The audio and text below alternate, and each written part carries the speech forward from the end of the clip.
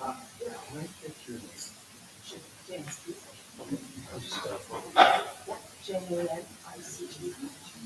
and your I am the director of the Dissemination and professor in teaching and science at Mountain Vista University. perfect.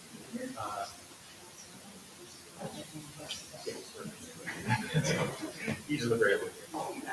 Yes, Jen, so tell me a little bit Yeah, for sure. So we're having this event on aging well in the Aging Society. And so we're going to be talking about some of the experiences that people have with ageism and have a four-person panel. Myself, Dr. Melissa Andrew at Alzheimer University, Another Mcculloch, who's representing the Association of Retired Persons, and Kathryn, who is a well-known artist, vocalist, and singer, and so she's going to bring her. what are some of the challenges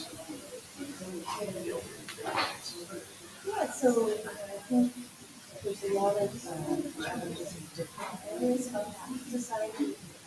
Challenges like the workplace, because you think about people are a bit ageist, thinking that older people don't have the same level of technology or they're not going to invest in it. There's challenges in the grocery store. People take a little bit longer to get their card out. So there's a frustration and there's a divisive society. So there's also internal racism where we ourselves we get older and that's all about age, and it's not about other aspects of life. It's great about Do a switch room? Yeah. Here.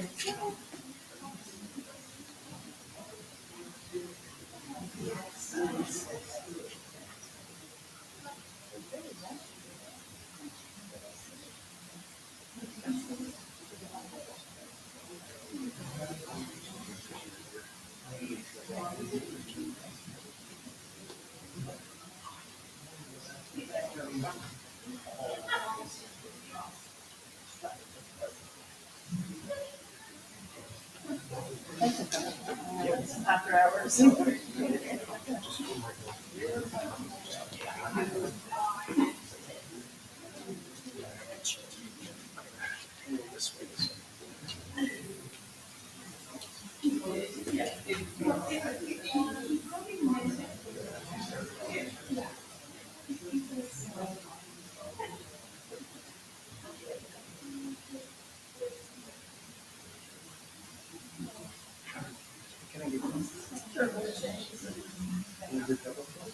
I'm professor of generic medicine at Halifax University and Kathryn chair in Alzheimer's disease. What's the message? Sure, this event is all about ageism and how it impacts our lives. And there are different types of ageism. Ageism can arise from policy level, from the community, and from messages that are put out over other people, from interpersonal relationships, and even in our own thoughts about ourselves. So people are often self-deprecating and ageist comments and thought processes about themselves, and what we're trying to do is identify those and make collective impact. People that are attending what do you want them to learn from Just to think about what ageism is, try to call it out when you see it, and see how we can impact this, because our population is aging, and that's all we have. And this is what we're doing well, supporting people living through tough events. And so we really just want to make sure that people have the best chances of living independently and as often as they have to.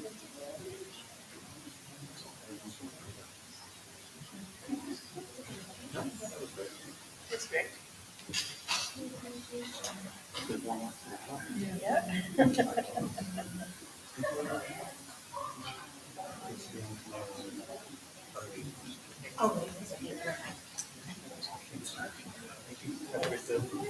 your presentation? Thank you.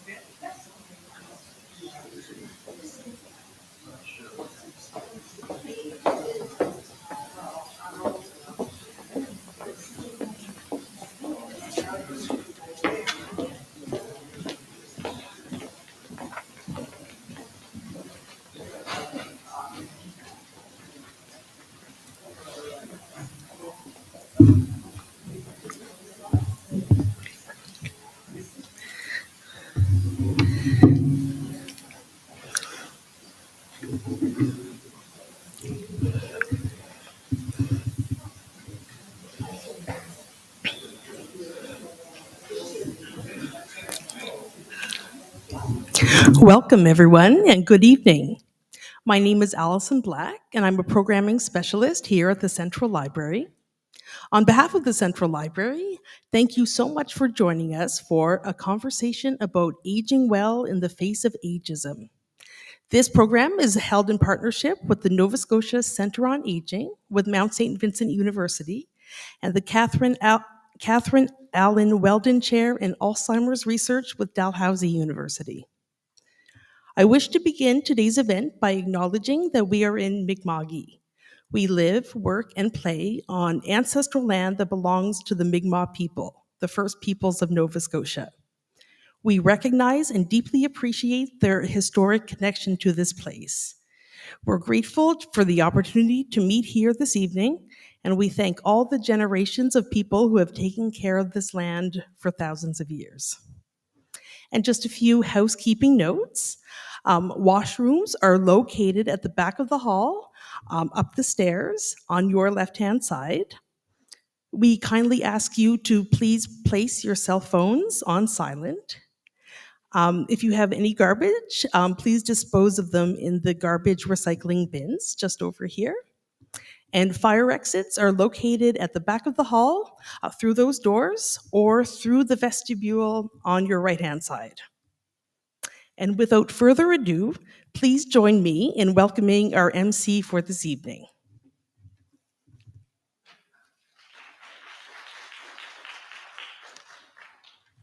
Hello, I'm Amy Thurlow. I'm a faculty member at Mount St. Vincent University in the Department of Communication Studies, and I'm a member of the board of the Nova Scotia Centre for Aging. And it is my pleasure to be your MC for this evening's program. Many of you here tonight or watching online are individuals who may be considered mature or seasoned or older adults. In other words, you have longer life experience and rich insights on age and aging. Some of you may be retired and pursuing new interests and adventures, while others of you are engaged in the labor force. Many of you are volunteering your time and talents in support of essential community organizations, and probably also helping with grandchildren or providing care to family members. All to say, older adults make important contributions to our families and communities, yet unfortunately don't always get recognized or valued for what they do. Not recognizing that older adults are essential and important members of society is what fuels stereotypes and negative attitudes about older adults and, in other words, ageism. Ageism is a form of discrimination based on one's age that can affect people across the lifespan, but predominantly affects older adults. Ageism is widespread in our society, and it is the topic of tonight's conversation because ageism can impact our ability to age well. More of which we will hear this evening, but before that, a few other matters about tonight's event. Early October is a time with several recognition days and weeks specifically to celebrate and honor older adults. What a better way to start addressing ageism. Tonight's event is being presented to mark October 1st, which annually was the International Day of Older Persons declared by United Nations and Canada's National Seniors Day. Each year, Nova Scotia hosts Seniors Week, and this year it runs from October 2nd till 9th. For information on information sessions, the Nova Scotia Department of Seniors and Long-Term Care is presenting, go to novascotia.ca/seniorsweek for more details on that. And finally, the Canadian Coalition Against Ageism is leading a week-long national campaign of awareness initiatives from October 1st to 9th. To view the activities or to become a member, you can visit www.ccageism, faceofageism.ca. Now, I would also like to acknowledge the organizations which are partnering to make this event possible this evening.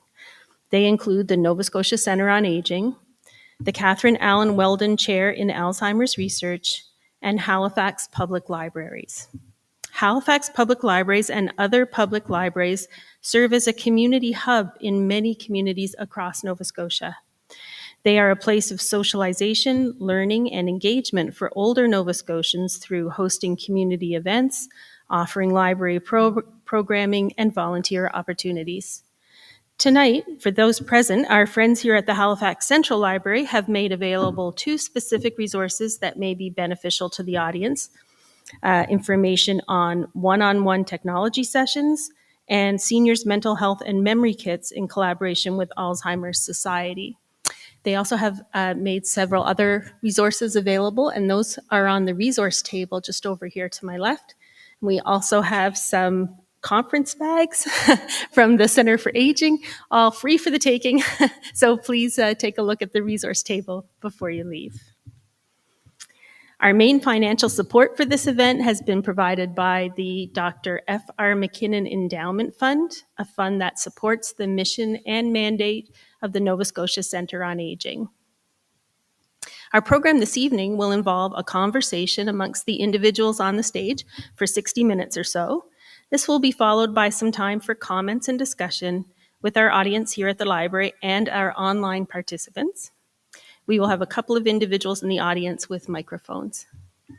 For those online, you are invited to email your comments or questions to nsca@msvu.ca,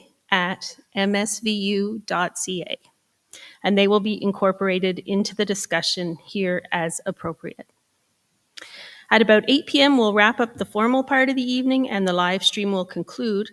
Those in attendance are welcome to stay on for refreshments and some further chat until 8:30. So now it is my pleasure to introduce the moderator and speakers for our events. Our moderator this evening, a familiar voice to many, is Jean Laroche. Jean Laroche retired this year after almost 40 years with the CBC in Ottawa, Montreal, Whitehorse, and Halifax. He spent 30 of those years in the Nova Scotia legislature covering provincial politics and the actions of 8 governments. He is a proud Dartmouthian, and he and his wife, Kathryn, enjoy camping, hiking, and most recently, learning to line dance. I'll just let that sink in as we... Jean has the task of managing a spirited group of women this evening, and they include Donalda McIsaac, a passionate advocate for issues affecting older adults and volunteers with several organizations. She is a member of the board of directors of the Canadian Association of Retired Persons, or CARP, Nova Scotia, and she is also on CARP's Health Committee. She's also a member of the West Bedford Transitional Health Quality and Safety Advisory Committee, a board member on the National Patient Advisor Network, and she is also involved with the Maritimes War Support Unit. Linda Carvery is former president of the Nova Scotia Mass Choir and has received several awards for her musical excellence, including the East Coast Music Award for Best Jazz Artist and a Lifetime Achievement Award from the African Nova Scotian Music Association. She continues to perform, maybe here tonight, you never know, and helps foster Nova Scotia's artistic hub. She is active in her community with Compass Nova Scotia and the Community North Co-op. When not engaged in her community work and music, she is getting used to the smaller digs that she and her husband recently moved into after having lived in a large family home for 46 years. And if you haven't already, I encourage you to check out the TED Talk she did for the Center's TEDx Aging Well event several years ago, where she combined her powerful voice with a powerful message about aging well. Dr. Melissa Andrew is professor of medicine with Dalhousie University and a geriatrician at the QE2 Health Sciences Center in Halifax. In addition to many other portfolios, she is a board member of the Alzheimer Society of Nova Scotia and a member of Canada's National Advisory Committee on Immunization.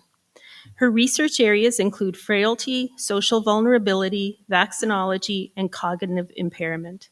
Most recently, she assumed the Kathryn Weldon Chair in Alzheimer's Research, a portfolio that enables her to advance her research. But last but not least, Dr. Janice Keith is professor and chair of the Department of Aging and Family Science at Mount St. Vincent University. She holds the Lena Isabel Jodrey Chair in Gerontology and is director of the Nova Scotia Centre on Aging. Her research expertise centers on family-friend caregivers, continuing care policies, dementia care, rural aging, and continuing care human resources. She has led several multidisciplinary tri-council and government-funded projects and sits on a number of provincial, national, and international committee and boards. Dr. Keefe teaches courses in social policy and aging at the Mount and provides mentorship and supervision to a number of graduate students and postdoctoral fellows. So again, for the next 60 minutes or so, we will hear different perspectives and insights on aging well in the face of ageism, which will be followed by some time for comments and discussion with our audience here at the library and our online participants. Just a reminder, online participants, you can email your comments or questions to nsca@msvu.ca. And now I'll hand it over to our moderator, Jean Larache. Thanks, Amy. And I want, on behalf of the panel, I want to welcome you here and thank you very much for coming out, or if you're online, thanks for clicking. Past Colbert and whatever else is available to you. As Amy said, we'll be speaking amongst ourselves for about an hour or so. But think of questions, think of if you hear something up here that you go, well, I'd like to challenge that. Or if you want to share an experience with us and with the wider audience, that would be great too. All right, so buckle up. Let's give it a go. All right. First, let's start by each one of you then telling us briefly what your connection or interest is with this topic. I'll start with you, Janice. Sure.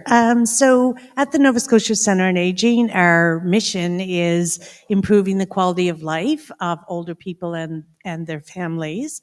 And so one of the downsides to having a quality of life is when you experience some discrimination around aging. So I think it's part of our mission to really put ageism in the front, to challenge some of the assumptions that people and even ourselves make as we get older.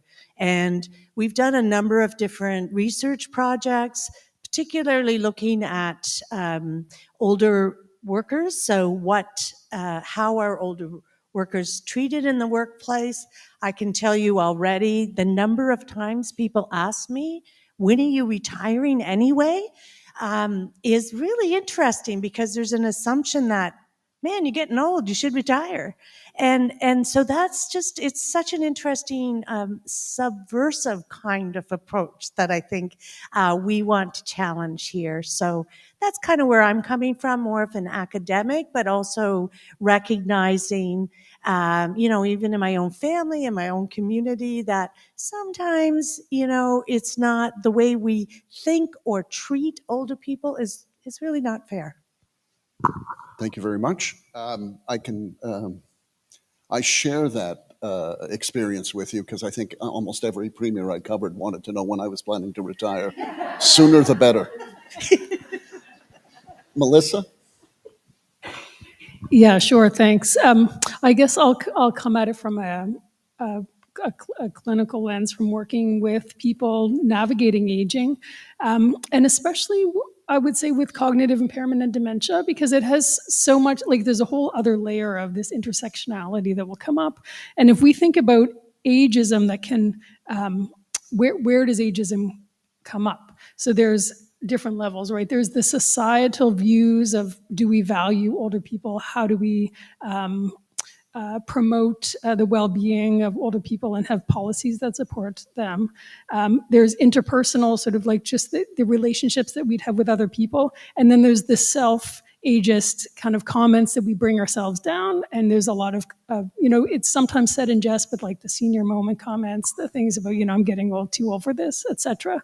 But when we think about somebody who's living with some cognitive impairment or dementia, like we really need to address all of those. And there's a lot of stigma that can come in, and people get excluded. And so what I will try to do with people that I see in clinical settings is to really promote this idea that being self-actualized, having this sense of mastery, like people who are engaging in activities and things that are meaningful to them, is going to be beneficial for their health, whatever stage of frailty or cognitive abilities that they might have. And so for me, it's really important to get that message out. And I would challenge you to go through any single day in any of your lives and not encounter something that's ageist. All right, so Hopefully we'll get that better by the end. Yep. We've had the clinical view, we've had the academic view. Let's go where the rubber hits the road, Linda.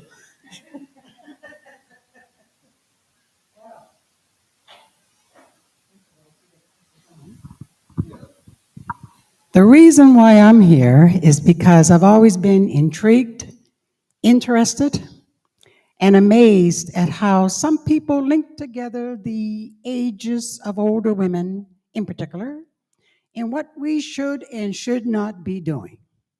Okay? And I will add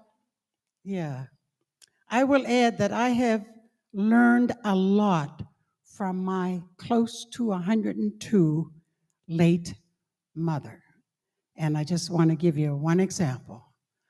I went to visit her one afternoon up at Northwood Manor, and she was in her 90s at the time, and she was just a rocking in the chair to country and western music. And I said, Mom, when did you start listening to country and western music? She got up from the chair, put her hands on her hip, and said, a change is as good as a rest. And I haven't been the same since. And so, and when I go to church now, I sit in a different spot. You know how people go and sit in the same section all the time? So that's what she taught me. And that's the end of my story right now. All right, Linda. Donelda, as an advocacy organization for and about older Nova Scotians, I think your perspective or your interest is almost kind of out there, but what are your thoughts? Well, for me, it's very important that we recognize that older people, I don't like senior. I need to tell you, because once you have the word senior, that's it. You were never anything else before that. So I really like to say older persons. But, there's a lot of older people in the community that are isolated as well because they fear the ageism and they just become more isolated. And so I'm very concerned about that. We also have a lot of older adults looking after their loved ones and their caregivers in community. And, we get a pat on the shoulder, great job. But that's an awesome responsibility to have.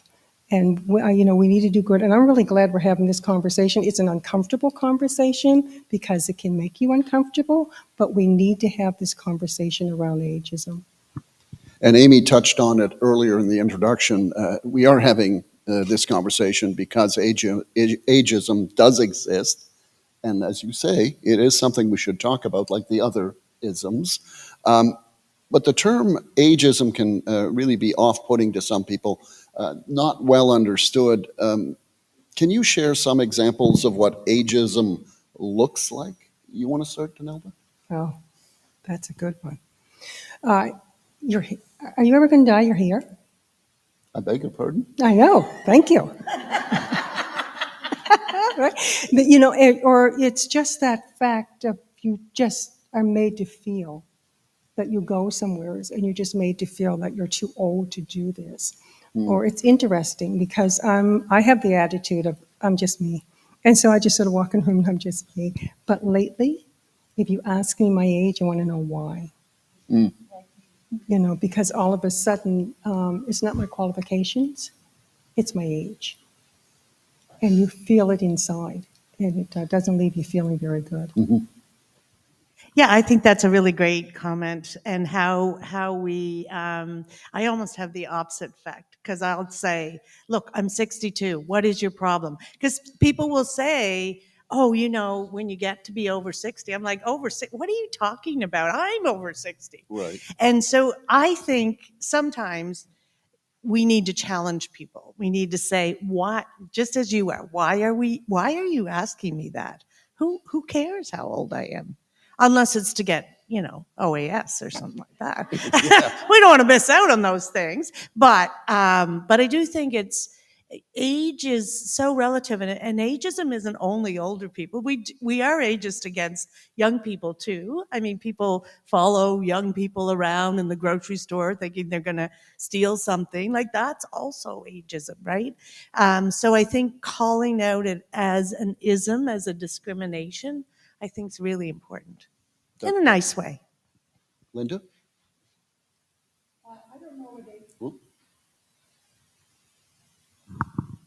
I don't know what ageism looks like, but I got a funny feeling how it feels. And yeah, how it feels. And so I've come to the conclusion now. No, I've made a decision lately when people are curious about how old I am. See, I'm always wondering, what is it? Why do you want to know? Is there something I'm doing that you think I shouldn't be doing at my age? Like, what's the problem? Like, where has it been written that I shouldn't be doing this now or something? So when somebody says something like, "Oh, Linda, are you are you are you about 65? Or are you around 65 or so?" I said, "Yeah, something like that," and I leave it at that. Although they're way off, but they don't need to know. What do they need to know for? What is it that they're trying to determine?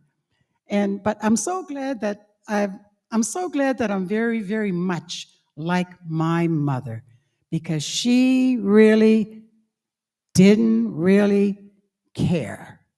She had things to do, she did it. For example, when her and Dad were married, Dad wasn't into music, but she liked music. So if there was a band playing somewhere, and she's a married woman in her 40s and 50s and 60s, and she wanted to go to the club to see them, she'd get all dressed and go there and sit by herself and go watch the group, and don't care how it looked by anybody else. And I really like that about her, and I'm very much like her, I must say. And I'm so glad, because it gives me a sense of freedom. I don't think there's any books written, is there, saying that I should be doing this, I should be doing that, or, "Oh, dear heavens, you shouldn't be doing this anymore at this age, Linda." I don't think so. If there is, keep it to yourself. Yeah. Melissa? Or what you should wear too. I think that's the other thing. That's what a you should, big one. Yeah. Melissa? Great. Yeah, I think this is so interesting that it comes down to values and what we value on all those different levels of like the society's values, the individual relationships valuing. And another word that comes up actually just as we're talking about this is paternalism too. Like in healthcare, there's quite a lot of paternalism that sneaks in and informs what we offer to older people as options, how we engage, like I often meet people who say, I wish when I went to the doctor that they would talk to me and not my daughter. Like we need to engage people and see what they want and not just be listening to, somebody else that we think is speaking for them. I mean, that also comes to different things like the opportunity to participate in research studies. If people want to, we should be trying to design our studies to optimally include the people that we actually need to be designing treatments for. So like, for example, the vaccine world that I do a lot of work in, if we exclude older people from the early stages of vaccine studies, even if they might want to participate and we have ways that we could allow them to participate, then how do we know that the vaccines that we're designing are going to work for older people? And you get all the way along the line with before you start giving them to older people without having, engaged them in research. So it's like, the ageism can be seen if you look for it at every single step in the process, from like developing treatments, medications, processes of care, all the way to implementing them. And Melissa, given your expertise when it comes to dementia, are there specific ways that ageism is experienced differently for those who are living with dementia? I would imagine so. In my experience, this is what I've seen. And actually, one resource that I think is really important to think about when getting back to that paternalism is to allow and to support people to be as active as they want in their own lives, to self operationalize however they want to be. And the Alzheimer's Society of Canada has done really great work in this, working with people with lived experience, and they have a Charter of Rights for people living with dementia that I'd encourage you to check out, because it really is a lot of us, like nothing about us without us. It lays out a lot of practical steps about like how we as a society and as like healthcare and other institutions can better engage with people living with dementia. I just want to jump in and say, in terms of paternalism, one of the worst, well, in my experience, is when adult children feel that they know best about what should happen. And I remember actually it was after church one day and someone came up to me, this is a number of years ago, and said, I'm really wanting to know my mom. I think I have to think about my mom and not, nursing home care and I'm like, oh, okay. I didn't realize your mom was not doing so well. And she's like, no, she's on a bus trip to Boston, but I need to know when I should put her in a nursing home. Well, I was just like, whoa, honey, like you're not putting anybody anywhere. They're not an object. They're a person. That's your mother. Like you have a relationship. And don't get on me about parenting your parent. They are not your parent, those children of yours, and they'll always be your children. And so I just think it's really important that we have those kind of, as Donelda says, those awkward conversations with our children about, who's driving the bus, really? Who is driving the bus here? And have the conversations before. We may not be able to have the conversations cognitively. Not to say that's necessarily going to happen, but let's get it in writing so they can't, put us anywhere that we don't want to go. Now, there are statistics about ageism, but people debate about just how accurate some of those figures are. In your experience or day-to-day work or personal lives, how prevalent do you think ageism actually is? I'm going to start with you, Donelda, because I know CARP has done a survey which included a question about ageism, right? Yeah, we did. As you know, with CARP, it's health, around the health of seniors, and mental, physical, emotional, is very important. And so there was a survey done, and one of the questions in the survey, we sent that survey out to 10,000 people, members of CARP. And the question was, have you ever at any time felt that ageism was a barrier to you receiving health care? We knew that this was an issue, but we really were taken back that almost 80% of the respondents, and we got 1,400 back so far, we're still doing this survey, said yes, at some time or another, they have felt in the system that ageism impacted their health care. Melissa, does that figure surprise you? No, not at all. Unfortunately, No. yeah. Our systems, you could actually think about this. So we have a population that's aging, which is a good thing, because it means we're doing well at lengthening lives and supporting people through the lifespan. But we do know that as people get to older ages, they have different healthcare needs, right? So they may have a number of different health conditions that have added up. And the treatment of each one of those needs to be done in the context of all the other things, right? So we can't design our healthcare system to deal really well with the one thing at a time, because, people have 10 things at a time. But you could argue that because we continue to design our healthcare system for one thing at a time, that in itself is ageist. So, every time you walk into a hospital, there it is, it's an ageist institution, but we need to try to unpack and ameliorate that. As a reporter, I know one of the rules is always ask a question you know the answer to, and this question I kind of figure I know the answer to, but I'm going to ask it anyway. Are the perceptions of aging different based on sex or cultural background? Who wants to handle that one first? Danelda, go. Oh, 100%. Definitely.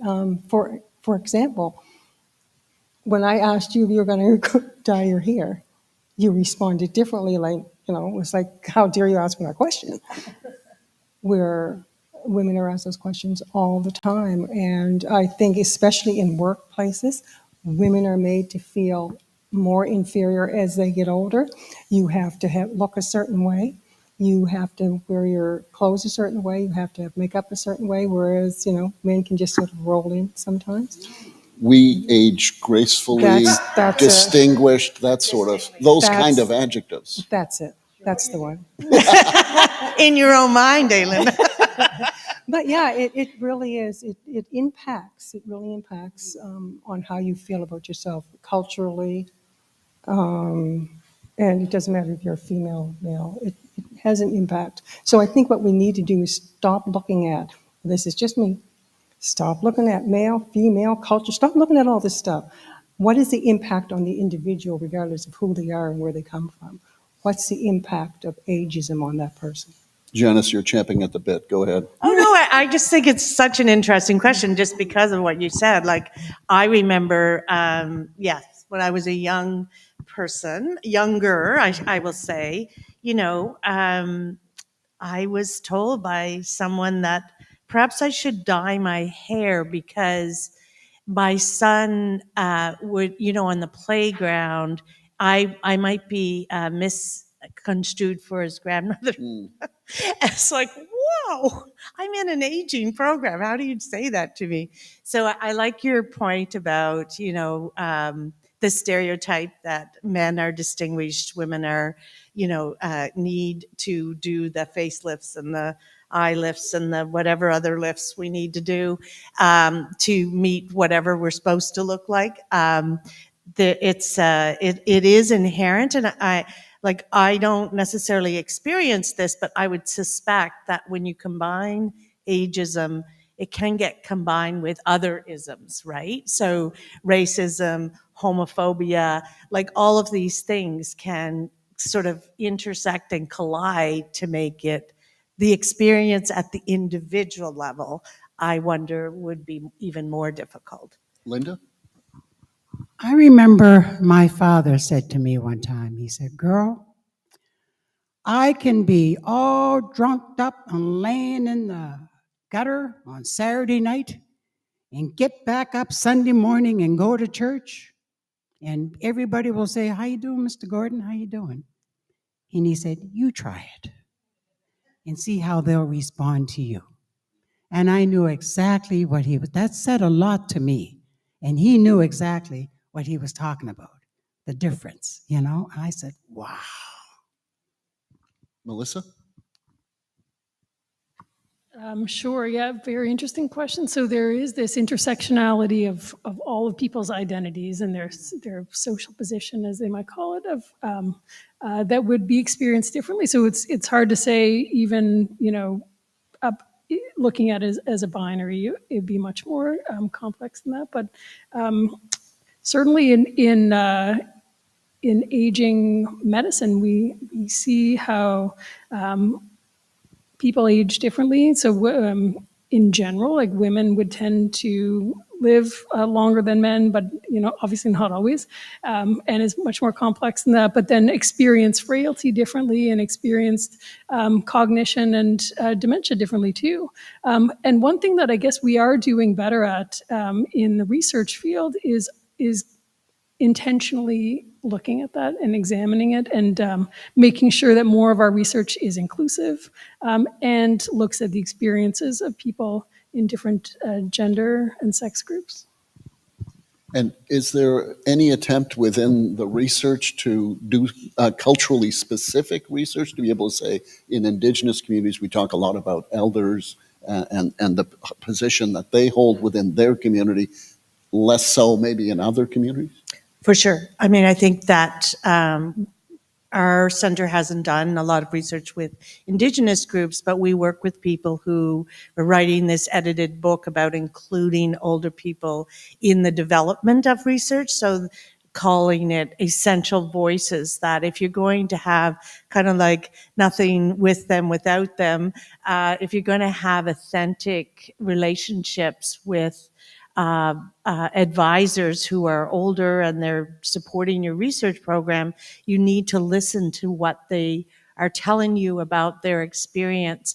And part of that edited book is to bring in a community researcher who has worked with the Muslim community in Edmonton. And another one is they're developing a toolkit for different persons with dementia who come from different cultural backgrounds, so that we begin to understand a little bit better about the experiences of people as they are on their dementia journey.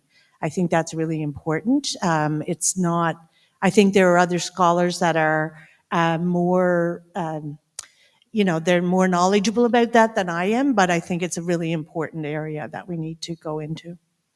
And is it different in Nova Scotia than it is in other places, in other parts of the country, do you think? So my research is primarily, right now, we're doing a lot of work in staffing and long-term care. And so what we're finding is, so Alberta, who's our partner on this project, the proportion of the people, we call them CCAs, continuing care assistants, of frontline personal care workers in nursing homes, they are about 85 to 90% newcomers. So people from the Philippines or from India, Nova Scotia and Atlantic Canada. We're just moving along that pathway now. And so even for our research, trying to understand the experiences of the workers from that point of view, in terms of their own mental health, in terms of the work environment in which they are providing care to residents, I think has provided some insight. So I know we have a postdoc here and another master's student that are working in this area. So it's really important, because they also send a lot of money back to their home country as well. So not quite the actual older persons, but in another sort of lens into understanding care. And part of that, I think, is that there, in certain parts of the world, there is much more a caring culture towards folks who are older than there are in North America, where, like as you said earlier, when do I put mom into the home, as opposed to how are we going to care for mom or dad? Any thoughts? Well, just back to the research, we really need to listen to people's own voices. And so there has been much more move toward having people embedded within the research teams themselves who have the lived experience and who are older adults themselves, who are from different communities. If we're going to be doing research with a community, have to make sure to develop the research project with them so it answers the right questions. Because I've been on research teams where the team is like, oh, well, this is great. Here's the questions we're going to address. And then the person sits there and is like, that's a stupid question. Like, you shouldn't ask it that way. Here's what matters to our community. So yeah, definitely it's important. Linda? I'm from a large family. It was a family of 9, and I'm in the middle. And as a young person, I always asked a lot of questions to the older folks, just the way I was, because I always felt that they knew a whole lot more than we did as young people. And I know a lot of young people, they think sometimes they know everything. We went through that phase too. But eventually I came to realize that they know a whole lot more than I do. And I would ask a lot of questions. We were allowed to ask questions in the family. And sometimes the answers weren't what we wanted to hear, but, And if we didn't ask questions, it was like, okay, little girl, you have a little seat there. We have to have a little talk. But what, Mom? you know that little boy you're seeing out there? No, he's just my friend. And then we get into, the conversation. But that's how it would go. Just very simple like that. But I always, when I look back and I think, back in the day when people had large families, they had to be organized. They had to know what they're doing. And I figured, well, if they know what they're doing, I need to learn a little something, something from them. So I need to ask questions. And they didn't mind you asking questions. And they were going to tell you the truth, too. You may not want to hear what the truth was. Do But- you think that's still true today, though? Oh, I think so. Because I find I'm very shocked with this generation with some of the questions that my grandson's asking me. I said, "Oh, you don't know that answer, eh? Interesting," because I'm thinking. But yeah, I think, and I think that's a real good thing. If we could keep that going, having younger people ask the older people questions because they've been here, they've had experiences, and take a listen. We may learn a little something from our older folks. And now I'm one of the older folks. I'm just saying. And do you think that would go a long way to kind of getting to tackling the problem of ageism if there were a lot more conversations intergenerationally? I think so. I mean, I think the intergenerational aspect of it, we keep people apart, and I think it's getting to know individuals that really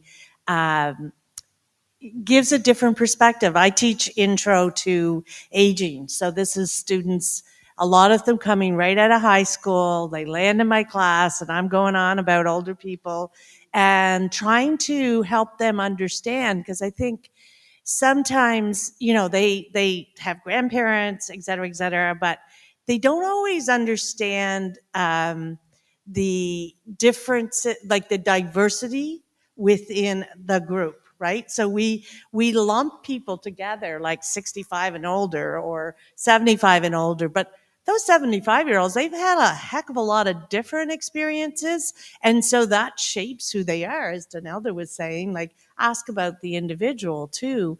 And I think that's a really important aspect that are having that more intergenerational contact helps people to not be afraid, and be respectful. Like I make them go out and find all those crazy cards that are ageist. Do you know how many ageist cards there are out there for birthdays, etc.? I mean, they're everywhere. They're just pervasive. And Melissa, you can talk about your recent study that, around the U.S. election and how older people were portrayed. Like this idea gets ingrained in these guys' heads, right? Because they see it on media or in social media and Twitter and, Facebook or wherever. And of course, young people don't use Facebook anymore, apparently.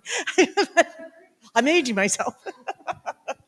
Anyway, I know that there's a really interesting research that you guys have just published in the Gerontologist. So. Yeah, it's timely. This paper just came out last week about ageism on Twitter during the U.S. election. And so that, of course, that's got its own issues, the U.S. election, but just like analyzing the content of people's tweets and how they feel quite empowered to say the most terrible ageist things, Hey, and boomer. dehumanizing, and so much stigma. And it actually got to the point, it was coming up so much, like people would say like dementia Joe. It was a terrible thing that came up a lot. And I remember typing into my word processor and it was doing the AI predictive thing. And I wrote the word dementia in a paper or something and Joe comes up afterwards. I'm like, oh my gosh, like really is pervasive. And so what we were hoping to do in the course of that study was to just bring up some awareness of how, some of the hate and vitriol that is happening on Twitter is actually feeding this ageism, which in itself is not a good thing. Donelda, in your organization, do you find that people lump everybody into kind of one big mass? Yes, definitely into one big mass. And excuse me, it's challenging because, I'll tell you one thing, language is very important around how we see ourselves. And so I say senior long-term care. Right. So all you see is, okay, every senior is going to long-term care. So just that in itself, CARP is trying to change the attitude around how you see yourself. And it's important that people actually start taking charge of how we actually see ourselves, and that we stop allowing ourselves to be lumped together in something. No, I'm not. And anyone who's received a government pamphlet about aging or some seniors grant or whatever, what is the picture they show? They show seniors and older senior, and you always see seniors ready to go either in a long-term care facility, or they're wrapped in a blanket. Nobody ever sees you dressed and ready to go out or see a positive picture. So we portray older people in a negative way. Perfect example. Older people, we are the problem with the healthcare system. I mean, I was little and I was still hearing how older people are going to be the problem of the healthcare system. So sooner or later, you have to figure out it's not the older people that's the problem with the healthcare system. And it's also, especially during COVID, Oh. there was such a stigma attached to, to older people that they weren't focusing initially on supporting those people in long-term care, and I have this little show I go around and talk to different groups on, and I mean we have highlighted some of the sort of like Melissa's research, some of the headlines, this Texan governor said older people should he said the elderly, which I hate. That's just off that word. The elderly should be prepared to die, volunteer to die, so that younger people could live. It was in the paper. It was in a paper in the U.S. It's horrible. Like, it's just, anyway. That's an extreme, but I have the same pet peeve over elderly, because I remember I was helping a younger colleague write a story, and they were talking about an elderly man had been hit in a crosswalk. And I said, well, how old was he? And he said, well, 62. And I looked at him and I went, I'm 62. This was a few years ago, but anyway, yeah, I'm 62. Am I elderly? Oh, no, not you. I didn't mean you. So language is important. So that's why I call myself a seenager. All right, we've talked a little bit about what ageism is, what it looks like, and I'm sure everyone would agree that we need to do something about it. All right, what? why me? Because you made eye contact. I should stop looking at him. I got to turn this way. What are we going to do about it? I think personally, just some subtle calling out of people when when they make that comment, as we need younger people who have good ideas and innovation. We need them on our committee. Well, hello, older people might have good ideas too, and even just to gently say, well, what does age have to do with it?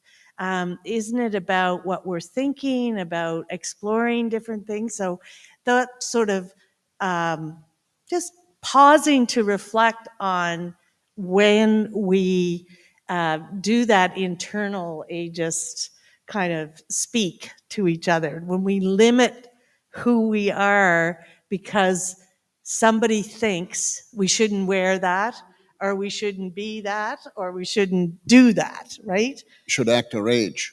Should act your age. What's that anyway?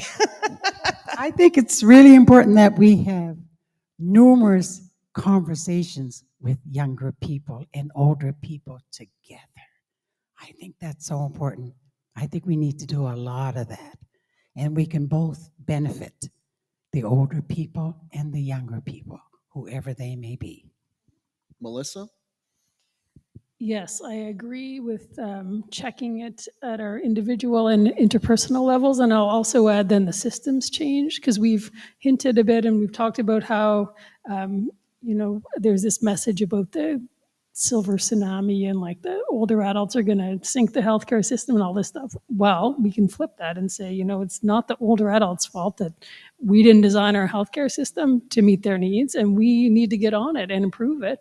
And if we don't listen, then we won't get too far with that. So really then it becomes about including older adults' lived experience voices in our research and our decision making, and including them at the decision making table too. Donalda? Respect. We need to learn how to respect one another and respect older people especially. Because older people, we have this thing, we have these pet phrases that we throw around, person-centered. We also throw around diversity, equity, and inclusion. Well, you're excluding older adults. So when you exclude them, that separates them. So your diversity, equity, and inclusion doesn't play the role that it's supposed to play. So other than here, where are we having these conversations? Where should we have those conversations, Janet? Well, I think we need to have them both in our families, but I think I take Melissa's point. We need to really examine our policies, our institutions, and the way we've organized them so that we're not having those intergenerational conversations. So taking a hard look at how we organize stuff, right? Do we put senior centers and childcare centers together?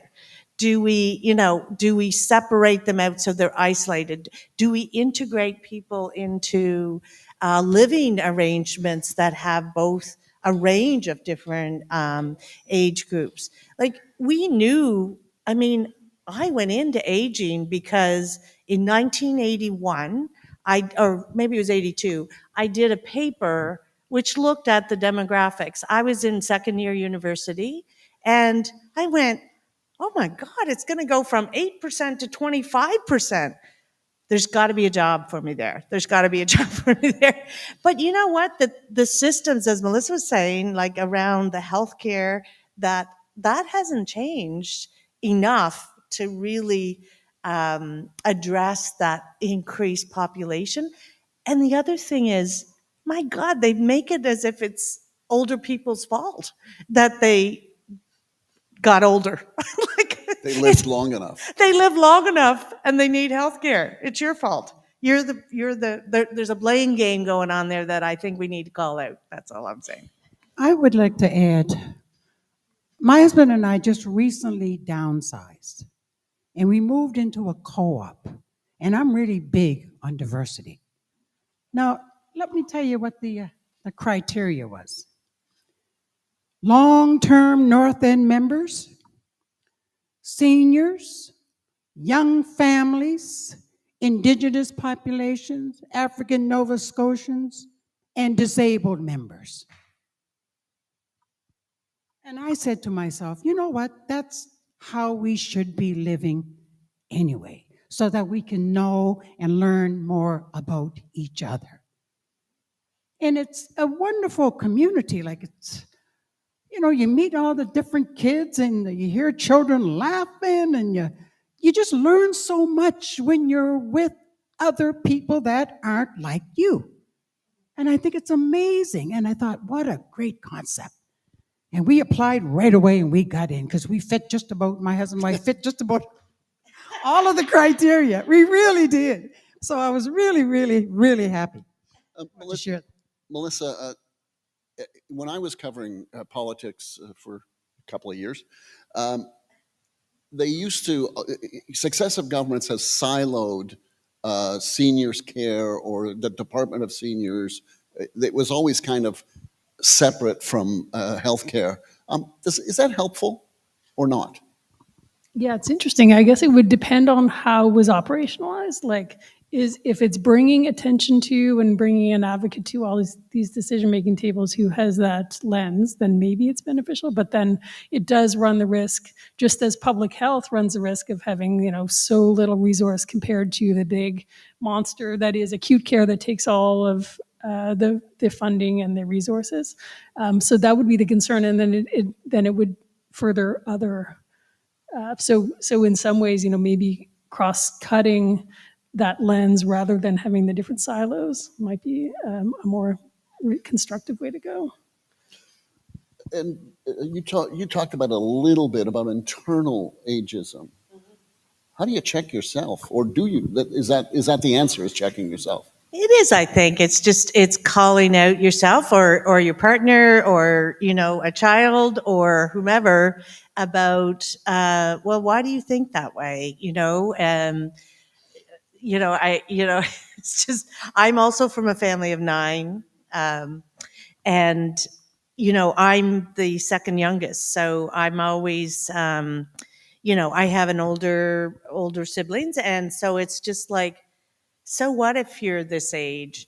You're the fittest of all of us in this family. And so, there's this sense of because you're a certain age, certain things should happen, and it doesn't have to happen. So it's calling that out, and it's calling out the people in your circle, I guess, in a nice way to say, but why do you think that way? Because really, you're healthier than I am. You walk 5 kilometers a day. Like, it's just those little moments, I think. But the other thing I don't know, and maybe we're going to talk about it, is just the diversity within that older population. And anyway, I won't go there now. No, go ahead. No. Well, I was just thinking, like, we can have these conversations, but then people's resources, be they like social resources or economic resources, can really affect their experience of aging well, right? So if you live in a rural community, there's no sidewalks, there's no walking at night, or even during the day, the roads are so narrow. How do you get into that exercise mode? Or transportation becomes a problem. So that aging well can be really affect, a barrier, I guess. And then there's the whole economic. It's great to if you have pensions. In my intro class, I explained to the students if it was. So my mom was mostly at home. She lived till she was 89, and she had 9 kids. So she had a little attachment to the labor force, but no pension, like just a little bit of CPP. And so she mainly was old age security and guaranteed income supplement. So I said, when you add those two together, do you know how much money the older people get? And they're like, no idea in the world. I said, I don't know. It's around $1,900 a month. Oh my God, nobody can live in that. Rent is more than that.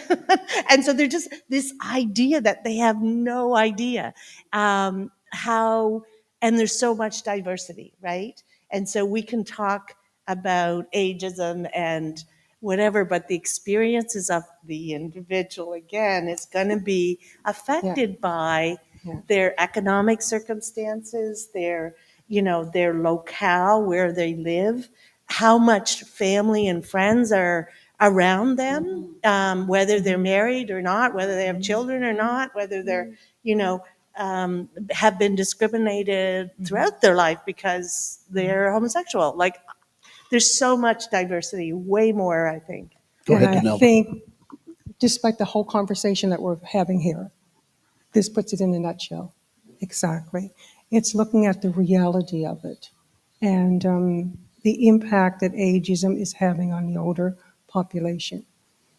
And the loneliness, the isolation, but Janice hit onto it. It's all those other dynamics into it. So that's what makes the conversation uncomfortable and difficult, because you have to address almost each one of those issues by itself, because each one of them are complex.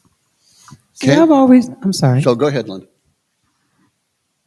Just as a human being, I've always felt that each and every one of us has a responsibility for the well-being of the human race. I've always felt that.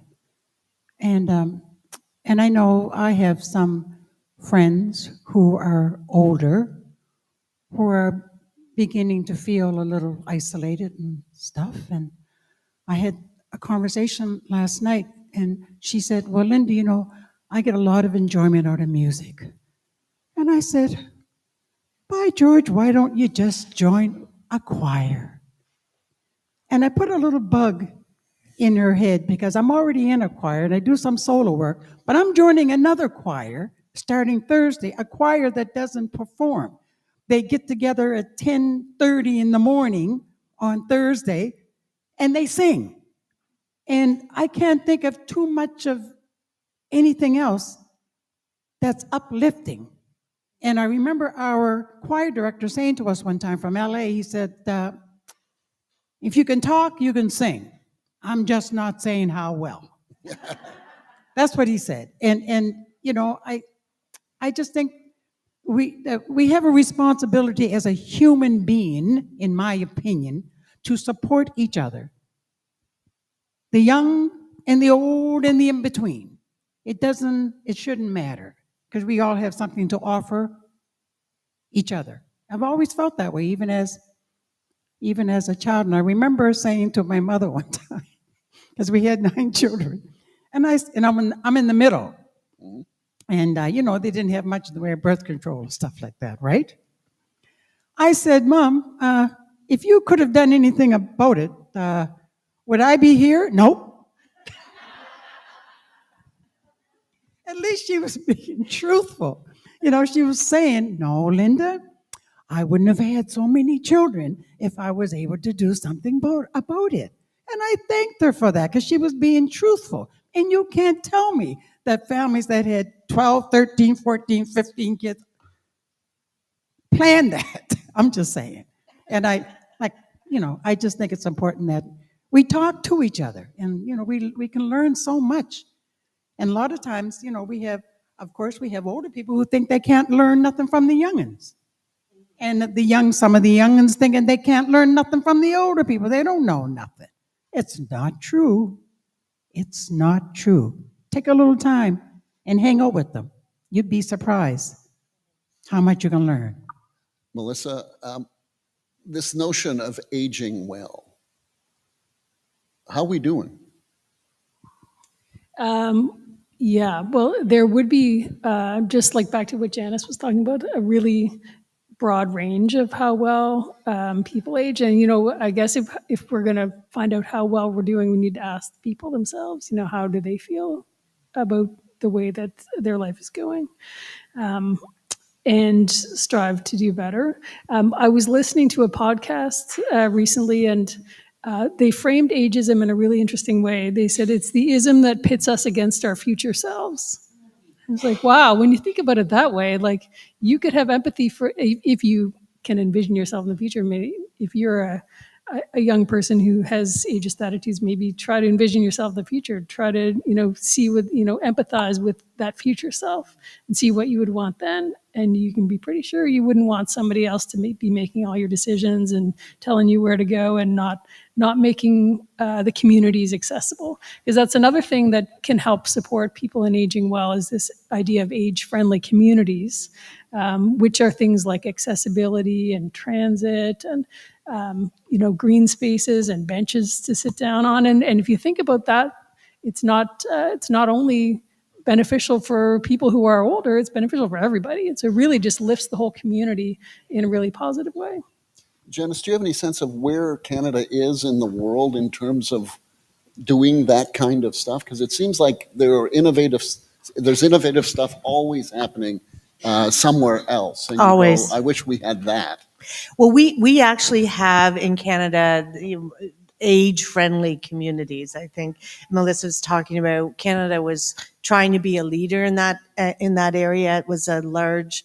It was age-friendly cities, but the Canadian, there was a Margie Gillis who is now at the International Longevity Centre and is part of that coalition against ageism and is fighting for the UN to really recognize ageism as a challenge. We had her at the Mount in June to give another public talk and just a chat about what the kind of work that she was doing.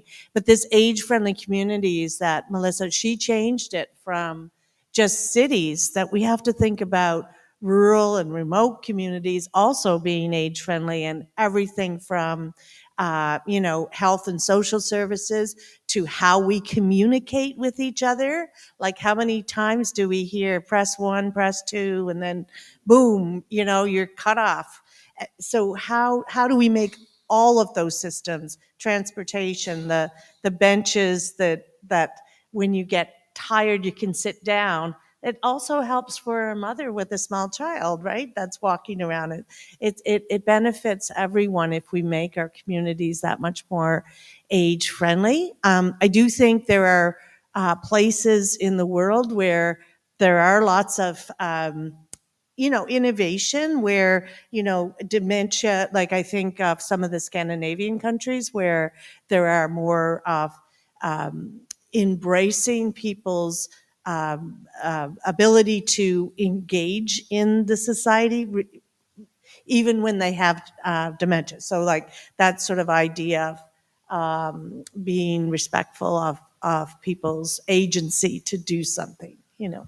Okay, we've got about 10 minutes left, and one of the things that I always did at the end of an interview with somebody, way back when I was a journalist, was to say, okay, is there anything else you want to say? So I'm going to give you each a chance to kind of put something forward before we kind of wrap this up. So is there anything you wanted to say you didn't get a chance to say because the moderator was too dumb to ask a good question? Let's start to my immediate, to my extent. Right. God. Yeah, sure. So one thing that when we talk about aging well and functioning well, it's about ability and not disability. And so, and part of that experience, as we know from disability-related literature, is around the environment and like how much adaptation we can do. And so, if we know, for example, that as people get older, their eyesight changes such that small text is really hard to read. Well, why do we continue to have like the teeniest little font on like all the legal things that you're scrolling through all the time and all these documents and packaging and what else? So that there's ageism popping up right there. So it's a lot of it could be addressed through improvements in the environment that we all live in. Linda? I just want to add that don't judge a book by its cover, because a lot of the times you're going to be wrong. All right, Denelda? I would like people just to realize how much you've contributed in your lifetime and be encouraged to keep going and not let something just hold you back because of your age. I think that's one of the things that we really have to start standing up for ourselves and knowing who we are. Janice? Yeah, and I just to build on that, Janelle, I think it's about us having to believe in ourselves or to be confident in who we are, that we have agency, that we can make a difference, that we can aspire to other things. It doesn't mean that we're in a box. And so because we turn a certain age, then we should do X, right? And I just, I love the calling card, business card idea that Linda has. She's not going to say it, but it's a beautiful, it is a beautiful calling card. Okay, go ahead, Linda. She called you out. Well, we were talking about it before. On the card, it says, I believe I can fly. And my question to you is, if I tell you I can fly, who are you to tell me I can't fly? Indeed. All right. I'm not telling you you can't fly, Linda. No. I wouldn't go there, Jean. We can get feisty. Okay. Just a very quick, what's the one thing you hope people take from this conversation? Over to you. Really, I hope people take away just the value that older adults contribute to our society, and it's on all of us to do the best that we can to combat ageism at all the different levels that we've been talking about. Thanks, Melissa. All right, over to you, Fly Girl. I would like everyone to leave here realizing that we all have value. From down here, 3 years old, to somebody who's 103. And that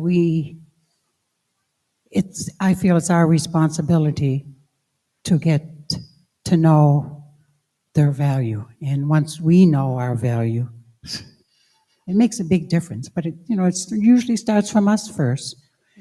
But we also have a responsibility, in my opinion, that I feel that we should be interjecting when people are not valuing other people. And we can do that lovingly. We can do that lovingly. But that's how we learn, when we see people doing things, or doing things perhaps that are not very good to do. But if somebody interjects lovingly and kindly, we learn something from that. And I feel that we have a responsibility to do that on a constant, sometimes we have to do it on a constant basis. When I see people respecting a little kid, don't do that just because they're a child, or being disrespectful to an older person because we can do things lovingly and get our point across, is what I want to say. I just want to leave that. Donaldo? I would like everybody to take away how important you are. You've lived a life, you've done a lot, and to continue on, because there's lots more to do when you're not alone. Final word to you, Janice? Wow, it's a hard act to follow. That's why I left you for last. Oh, thank you. How kind of you. I guess I had a thought, and then it went out of my head. Oh dear. It's around. I totally agree with everything that's been said about calling out in a gentle, lovingly way about ageism and valuing yourself.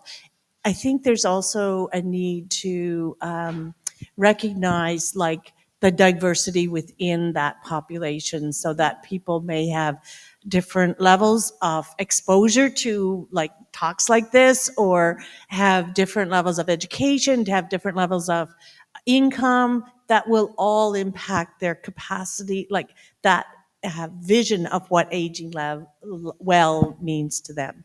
So I just want us to acknowledge that there are a lot of diversity still within our communities.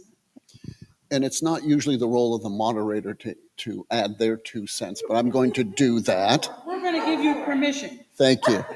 And I want to hearken to something Melissa said, because it's something my wife Kathryn says a lot, and that is about agency and giving yourself permission to be the best version of you, no matter how old you are or where you are at this particular stage of your life. And I think that's all really important. I think we've all kind of brought that to the table.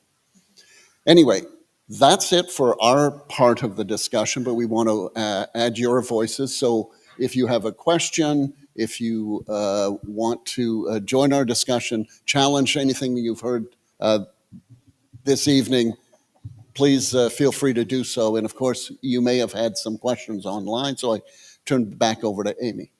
Thank you so much. Thanks, everybody, for that wonderful panel presentation.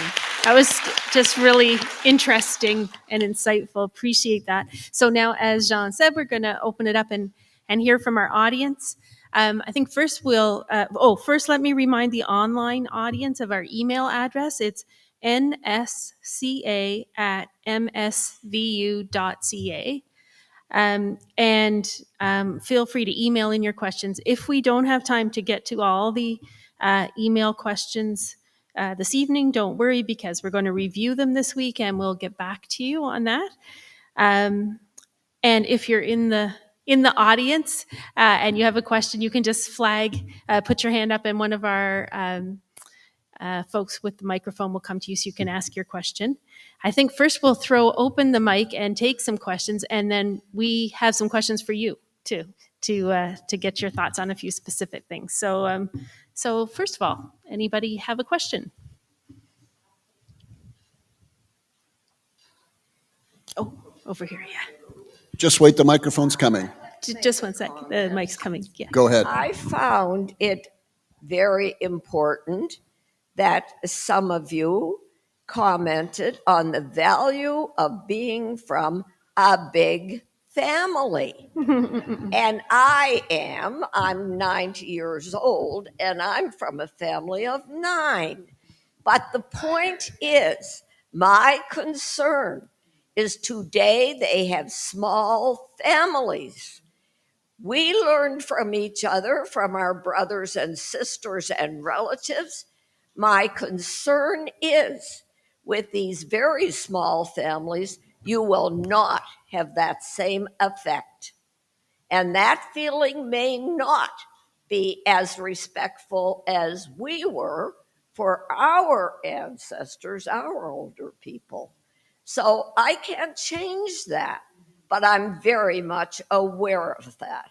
So thank you, and I enjoyed hearing all your comments tonight. Thank you. Thank you. Melissa, did you want to? Yeah, sure. Thank you for that comment.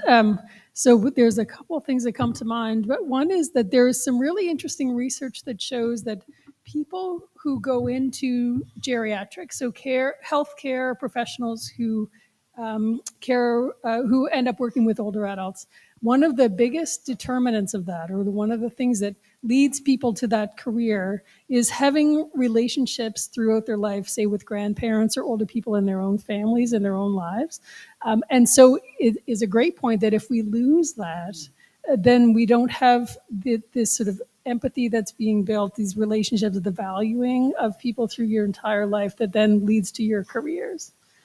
And then the other thing that came to mind was some of Janice's research that looks at caregiving. And we talked about how caregivers are often like older adults themselves, and or children who themselves become older people when their parents are 100, but the families are getting smaller. And so this the caregivers within the family can be stretched. Yeah, I just want to say a quick little story. Being from a family of 9, and my mom had dementia, and she had some cognitive impairment that moved along to, and there were two of us that lived off the island, but because there were 7 siblings who lived on the island, and there was 7 days a week, then every sibling had a day that they would come and care for my mom. And of course, like you have said, I come from a family of 9. I have one child, and it's a boy. And I bought him a kitchen set when he was 2 years old, thinking, I need to get him acclimatized to this. And one day he turned to me and he said, Mom, Grammy has like 9 kids, and you only have me.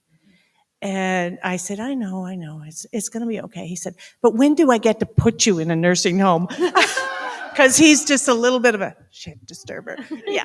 Anyway, so I appreciate what you're saying, and I think even grandchildren's experiences are so very different. Like my son never knew my mother when she didn't have dementia. But her oldest, who would have been 30 years older,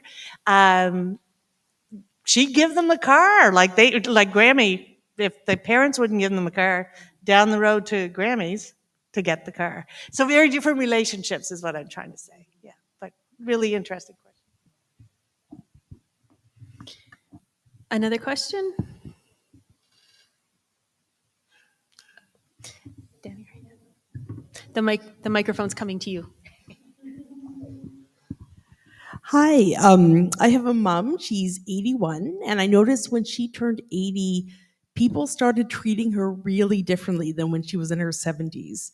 And my mom's super smart, and she talks just like I talk. But when doctors or people in the shop or other people talk down to her, she actually starts not talking the way she normally talks. She actually is responding in a way that's she's being treated like a child, and then sometimes she kind of acts just not like herself. And I'm just wondering, what is the effect of talking down to older people? I'm just afraid that the more she's talked down to, the more she'll just not act like the smart person she is. That is such a fabulous comment, because we do see it all the time of people talking down, oh dear, oh my love, oh like sweetie, let me help you with this, without asking, do you need help? And I was hearing about some research recently where they actually did this. So they had participants in a study, and then they talked to half of them in a normal way. You would talk to an adult, and then they did cognitive testing and rated people's self-efficacy of how what they thought of themselves and their own abilities. And then they had a group that they talked down to and did that sort of like dearie, sweetie, like whatever. And they actually did worse on the memory and the cognitive testing, and they had worse views of their own abilities when they were being talked down to. So that's another thing that we should be checking, for sure. Yeah, just a little story like with my mom, who was quite feisty. And then when she got sick, it was the way people talked to her. One of the things I would do if I went to an appointment and you talked to me, I would say, talk to her, because she was able to, well, of course, my mother would usually get in there before I could say that, but you'd have to say that. But I remember this one situation when she was in hospital, and I think she just got fed up. Anyways, this particular day, the nurse came in and said, "How are we today?" She said, "I have no idea how you are, but I'm just fine." Right? And it stood out to me never to use the we. Right? Again, it's the individual. I just want to add, even in nursing homes, and this is a challenge, there we work a lot with administrators, et cetera, and there was I think he was a professor or maybe a physician, I don't know, but they would dress him in like sweatpants and like whatever was easier, and he was so depressed and so like becoming a challenge, having some behaviors that we would call our responsive behaviors. And then they realized that this man went to work every day in a suit. So they started dressing him in a suit, and it changed who he was, and so it's that, I think it's not only the verbal, it's also that sense of being too, I think is important. Jean, I see we have an online question coming in. So we have a question here. It says, it seems that Indigenous communities revere their elders. What can we learn and adopt from an elder supportive environment? Who wants to tackle that? Oh.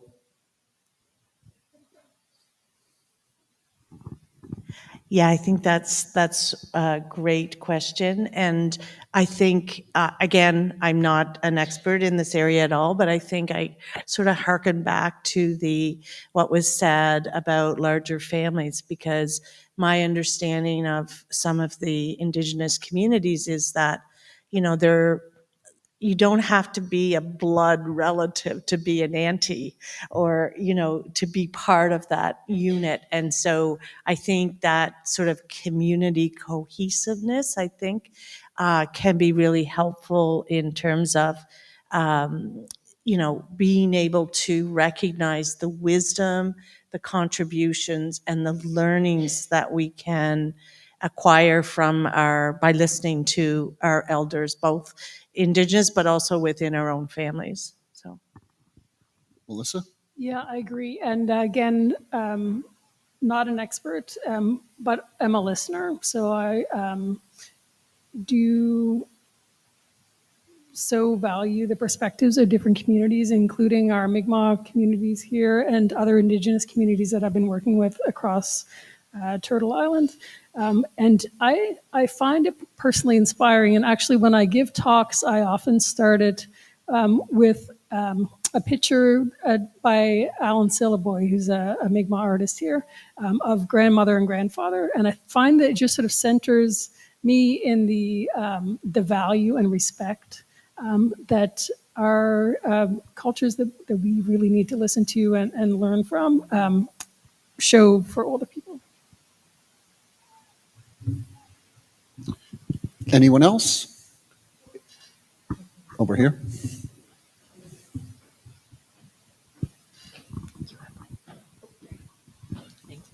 Hi, I'm really glad that the topic of making the neighborhoods and the city in general,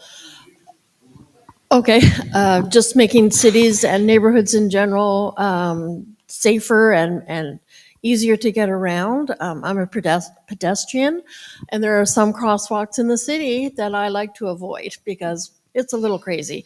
There just doesn't seem to be enough time to finish that cross before the light starts to go yellow.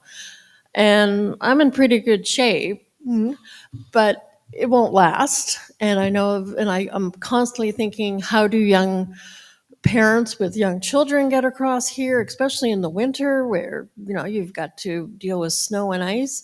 So I think we really need to look at a really concise, integrated plan for better neighborhoods and better public transportation and definitely better housing. And I also think it was great that the idea of communities making housing better for older people, people with dementia. I look at these dementia villages that are seeming to be really popular now in Europe. Why aren't we doing this here? Why is Canada like 20 years behind in so many innovative ideas? And I think we should Janice. be doing that. Why aren't we?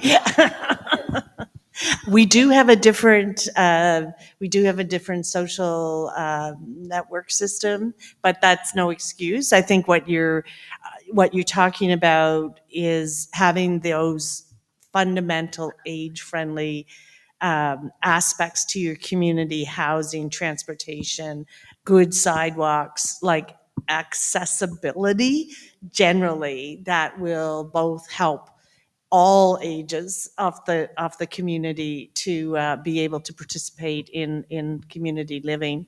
The Dementia Villages is a special, and Melissa, you may know more about them than I, but I know that they are definitely in some of the countries in Europe. There's some in British Columbia that are being tested, but they're at this moment they're not publicly funded. They're privately funded in Canada. So I don't know how that plays into what happens elsewhere, but good points. We are behind, and I think there's lots of policies and supportive action that we could be doing for sure. Yeah. So one thing that comes to mind, these are great comments. Thank you for those comments. I totally agree. Is the importance of people's where they're coming from resource-wise. So you're just saying like the dementia villages, like if you live in BC close to a dementia village and you have like a lot of money, you may be able to go move into one, but they're not accessible to most people who would need them. So really, unfortunately, we come back to this issue around inequities and poverty being so important or so harmful. Another strategy that I have heard of some people doing here is getting together with a group of friends and saying, well, let's, when we downsize or whatever, let's, buy into or build together like a larger place that we could all live together and then each bring our strengths. And so as they age together, some of them will have certain strengths that they could bring and others can do other things. So that's people intentionally planning their older years, which is a really interesting model. And we'll probably be seeing more of that. I think, do we have one more online question? But I think this may have to be our last question because we're running out of time. Okay. This is not online, it's just from me. Oh, sorry, go ahead. I saw her hand go up. So my question is about IT. IT is great, but can also be a divide. I'm finding as I deal with, in-laws who are aging, and neighbors who are aging, that they're coming to face with a lot of IT issues. Example, A lot of people have to now have an app on the phone, which means a smartphone, or when they log into anything, they have to do a two-step verification. In which it's sort of good, but it's also really hard to explain to someone who's been able to go to the bank for years and just pay their bills that very soon that won't be the case. So I would like a perspective on how we can better talk to, I guess, people about IT and how it is good, but also can be very, very, very intimidating for many people as they age. Who wants a whack at that?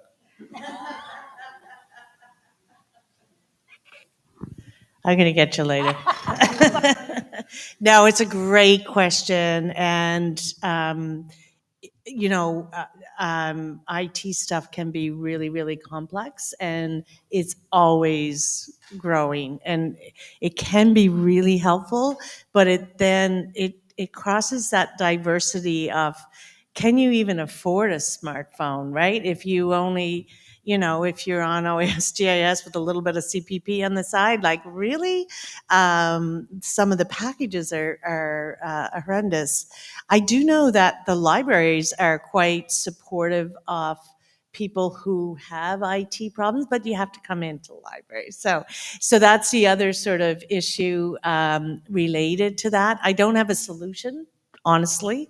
But I do think that we have to have a range, especially government public services, that we need a range of options where real people answer a phone and they help you to navigate where you need to go. And I think there are some groups that do that pretty well, like the Alzheimer Society, I think, is one that has a positive relate to that.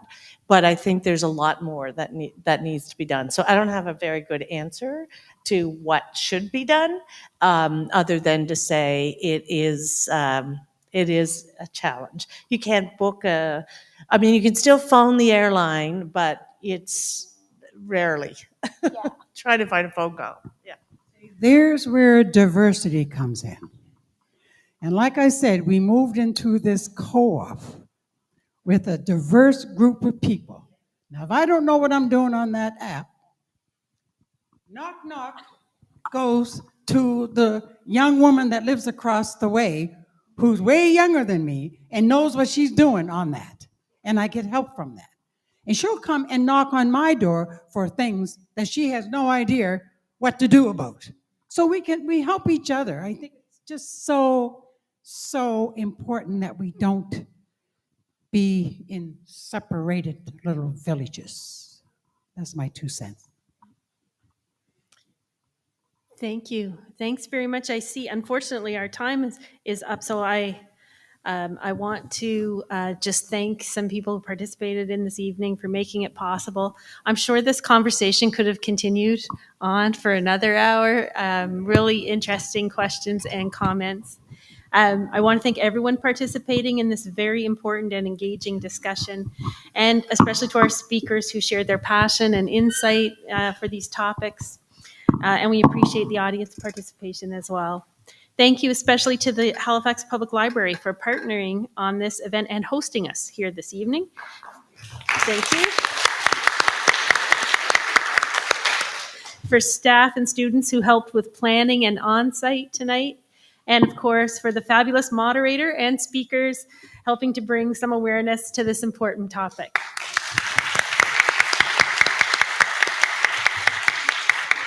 For those in the hall, you are invited to stay on for more chat and some refreshments. For our online participants, thank you for joining us. The live stream will be ended shortly. A recording of tonight's event will be available for viewing on the Center on Aging's YouTube channel in a day or so. Thank you again, everyone, and good night.